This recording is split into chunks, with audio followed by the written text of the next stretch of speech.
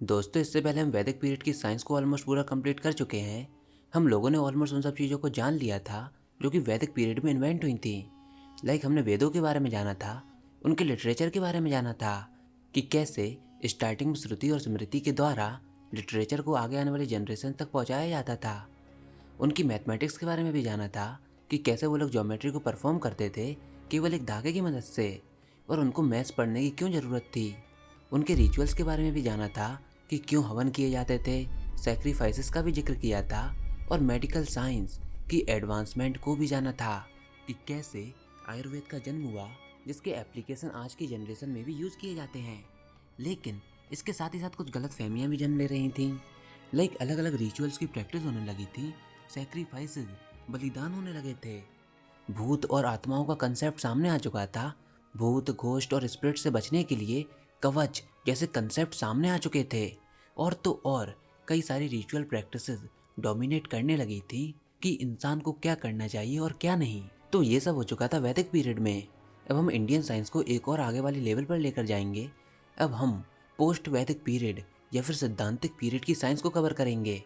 तो 6th century BC की starting में साइंस में फिर से पॉपुलैरिटी डेवलप होने लगी, जब कई सारे लोग वैदिक पीरियड की रिचुअलिस्टिक प्रैक्टिसेस से परेशान हो गए। एक क्रांति आ चुकी थी और अब लोग कुछ नए फिलोसफिकल आइडियाज़ को ढूंढने लगे थे। जैनिज्म और बुद्धिज़्म का जन्म इसी पीरियड में हुआ था। हालांकि मेनली हम इन दोनों रिलीजन्स के बारे में ही पढ़ते हैं, लेकिन हिस्टोरियंस का मानना है कि कुछ क्लासिकल थॉट्स वाले स्कूल जैसे कि चरवाका, सामख्या जैसे थॉट्स जिनका जन्म वैदिक पीरियड में हुआ था, वह भी दुनिया को इंटरप्रेट करने का एक अलग रास्ता ढूंढने लगे थे। यहाँ तक कि बुद्ध भी भगवान के एग्जिस्टेंस पर बिलीव नहीं करते थे। अब इन्हीं सब फिलोसफिकल करंट और आइडियाज़ के चलते लोगों के अंदर साइंटिफिक इंक्वायरी का एटमॉस्फेयर बन चुका था। और यही रीज़न है कि 6th सेंचुरी बीसी में हमारी इंडियन साइंस को एक काफ़ी अच्छा पुश मिला। लेकिन यह पीरियड वैदिक पीरियड का हिस्सा नहीं था, और ये जो 1600 सालों का एरा था 6th सेंचुरी बीसी से लेके 10th सेंचुरी एडी तक, ये हमारी इंडियन साइंस का एक गोल्डन एरा था। ये हमारे इंडियन साइंस की एक गोल्डन एज थी। अब इंडियन साइंस के इस गोल्डन एज को एक वीडियो में कवर करना हमारे लिए पॉसिबल नहीं है, इसलिए हम इनको अलग अलग पार्ट्स में समझेंगे, अलग अलग पॉइंट से समझेंगे। कभी हम एस्ट्रोनॉमी की बात करेंगे, तो कभी मैथमेटिक्स की बात करेंगे, तो कभी मेडिकल साइंस की बात करेंगे, तो कभी केमिस्ट्री की बात करेंगे। तो आज हम मेडिकल साइंस के टॉपिक को कवर करेंगे, तो चलिए इसको जानते हैं। तो अथर्ववेदा और आयुर्वेदा के बाद हमारी मेडिकल साइंस एक अलग ही डायमेंशन पर पहुंच चुकी थी। लेकिन इससे पहले मैं आपसे रिक्वेस्ट करूंगा कि आप मेरी वैदिक पीरियड मेडिकल साइंस वाली वीडियो को बाद में ज़रूर देखें, जिसकी लिंक मैं नीचे डिस्क्रिप्शन बॉक्स में दे दूंगा। तो अथर्ववेदा और आयुर्वेदा के बाद हमारी इंडियन मेडिकल साइंस एक अलग ही डायमेंशन पर पहुंच चुकी थी। वह क्यों? क्योंकि मेडिकल साइंस का कमान उन लोगों के हाथ में पहुंच चुका था जो कि अपनी एज से कई हजारों साल आगे थे, जैसे कि अथर्व, सुश्रुत जो कि 6th सेंचुरी बीसी में थे, जीविक, जीविका लगभग 566 से 486 बीसी, और चारक जिनके टाइम पीरियड के बारे में हम लोग सर्टेन नहीं हैं। अब मैंने मेडिकल साइंस को अलग ही डायमेंशन में क्यों बोला, वह इसलिए क्योंकि जो मेडिकल साइंस आज हम प्रैक्टिस करते हैं, हम नहीं पूरा वेस्टर्न वर्ल्ड प्रैक्टिस कर रहा है, वो प्रैक्टिसेस, वो सर्जरी, सब कुछ हमारे इंडिया में उस पीरियड में पहले ही डिस्कवर हो चुका था। चलिए इसके लिए मैं आपको एक इमेज दिखाता हूँ। आप इस इमेज को ध्यान से देखिए, इसमें क्या दर्शाया गया है। इसको देखने पर ऐसा लगता है कि ये सर्जिकल इंस्ट्रूमेंट्स हैं जो कि आज के डॉक्टर्स यूज़ करते हैं। लेकिन मैं आपको बता दूं कि ये इंस्ट्रूमेंट आज के नहीं हैं, बल्कि ये वो सारे इंस्ट्रूमेंट हैं जो कि सुश्रुत संहिता में बताए गए हैं। मतलब 6th सेंचुरी बीसी में सुश्रुत इन सब इंस्ट्रूमेंट्स का यूज़ करते थे सर्जरी के लिए। इससे क्या बात साबित होती है कि उस समय हमारी मेडिकल साइंस कितनी ज़्यादा एडवांस रही होगी। वहाँ पर सर्जरी भी होने लगी थी, और सर्जरी का होना उस टाइम पीरियड के हिसाब से काफ़ी डेवलपमेंट की बात थी।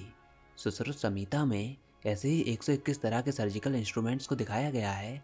दिखाया ही नहीं गया, बल्कि उसके ऊपर एक पूरी डिटेल डिस्क्रिप्शन है कि उनको कैसे इस्तेमाल किया जाता है, किस टाइप का इंस्ट्रूमेंट किसके लिए होता है, और उसको बॉडी के ऑर्गन्स पर कैसे चलाया जाता है। मतलब हर एक इंस्ट्रूमेंट के एक डिटेल डिस्क्रिप्शन है कि उनको कैसे यूज़ किया जाए, उनको कैसे चलाया जाए। और ये सब भी बताया गया है कि कैसे प्लांट्स के फाइबर से स्टिचेस लगाए जाएं कैसे प्लांट के फाइबर से सर्जरी होने के बाद उसको वापस से ला जाए, और अगर कोई हड्डी टूट जाती है तो उस केस में क्या करना चाहिए, इन सब का जिक्र उसमें है। इनफैक्ट इसमें 192 चैप्टर्स मौजूद थे, जिसमें से पहले 9 चैप्टर वह सारे सर्जिकल इंस्ट्रूमेंट्स के ऊपर थे कि कैसे उनको यूज़ किया जाए, कौन सा इंस्ट्रूमेंट किस सर्जरी के लिए यूज़ किया जाए और इंस्ट्रूमेंट किस मटेरियल से बना हुआ होना चाहिए, इन सब का जिक्र उसमें है।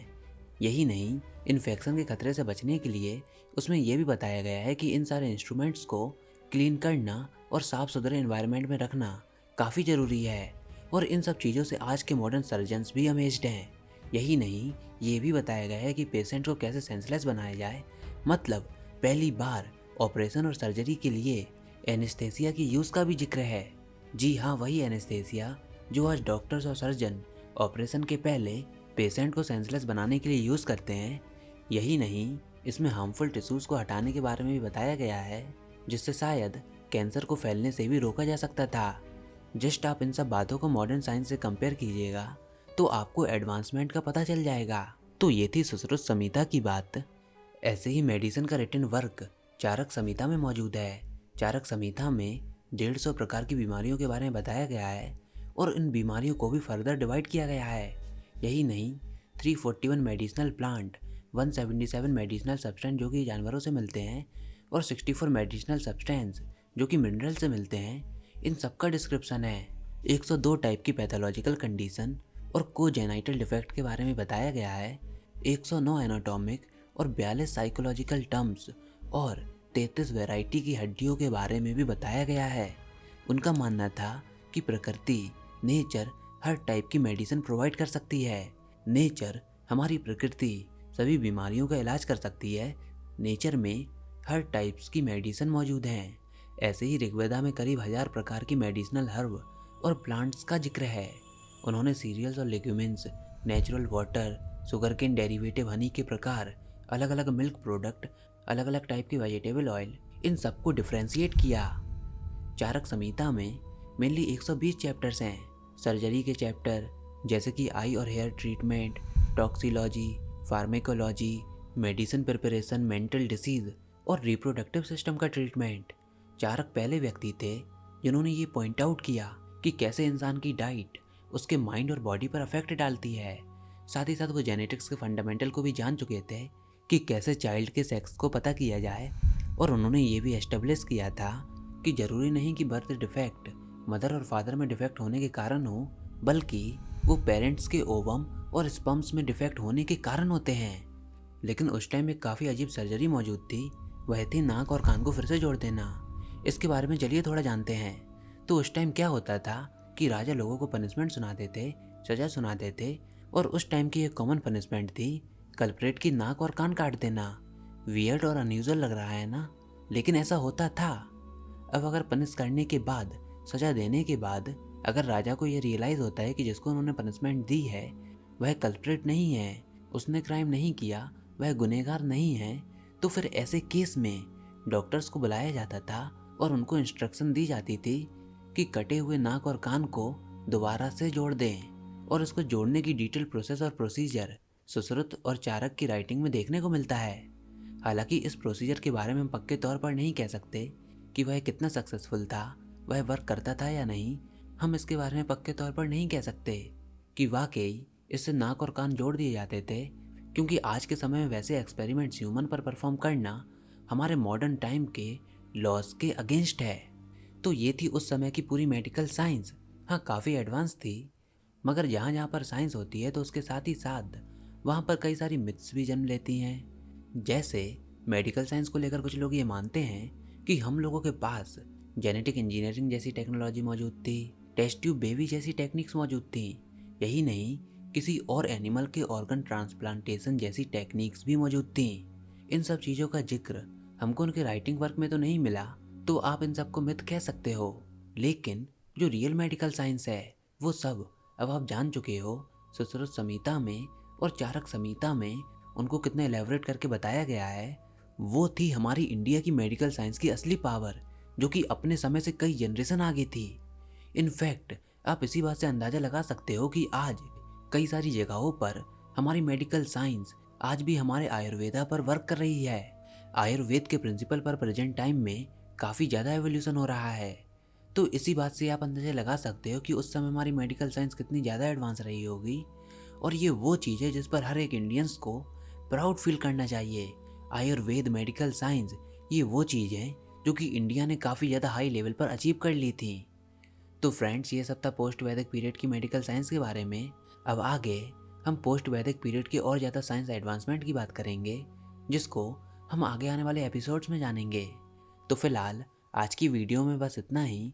आई होप आपको यह वीडियो ज़रूर पसंद आई होगी। अगर ऐसा है तो इस वीडियो को लाइक कीजिए, अपने दोस्तों के साथ शेयर कीजिए, और अगर आपने हमारा चैनल अभी तक सब्सक्राइब नहीं किया तो इसको सब्सक्राइब कर लीजिए, ताकि आगे आने वाली कोई वीडियोस और अपडेट्स आपसे मिस ना हो पाएँ।